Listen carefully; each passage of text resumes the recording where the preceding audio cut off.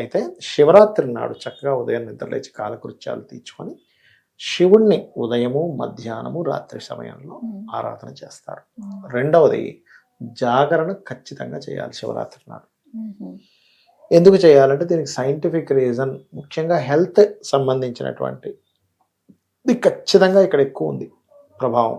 ఎందుకు అంటే ముఖ్యంగా శివరాత్రి నాడు ఎవరైతే జాగరణ చేస్తారో వాళ్ళకి మీరు చూడొచ్చు, ప్రతి సంవత్సరం కనుక శివరాత్రి జాగరణ కనుక చేస్తే మీకు హెల్త్ సంబంధించిన విషయంలో చాలా బాగుంటుంది హెల్త్.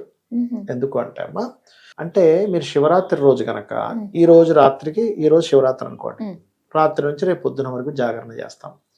జాగరణ చేసేటప్పుడు ఖచ్చితంగా శివుని యొక్క నామమే మీ నోట్లో తిరుగుతూ ఉండాలి, లేదా విష్ణు శివ ఇద్దరిది అయినా మీరు చేస్తూ ఉండొచ్చు. అంతేగాని జాగరణ సమయంలో ఏవో ప్యాకెట్లాడుకోవడాలు, పిచ్చి పిచ్చి సినిమాలు చూడాలు అది కాదు. కొంతమంది భక్తి సంబంధించిన సినిమాలు చూస్తారు, తప్పేం కాదు, అది శివుడిది ఏదో భూ కైలాసనో రకరకాలు చూస్తారు, ఫైన్. కానీ మీరు ఎందుకు ఉంటున్నారు జాగరణ అనేది మొట్టమొదటిగా తెలుసుకోవాలి.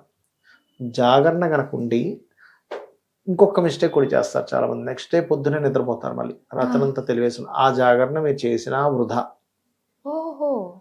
నెక్స్ట్ డే మార్నింగ్ నిద్రపోకుండా మళ్ళీ రాత్రి వరకు కూడా ఎక్కడా కూడా నిద్రపోకుండా మెలకువగా ఉంటే రాత్రి నిద్రపోతే మీకు డీప్ స్లీప్లోకి వెళ్ళిపోతారు.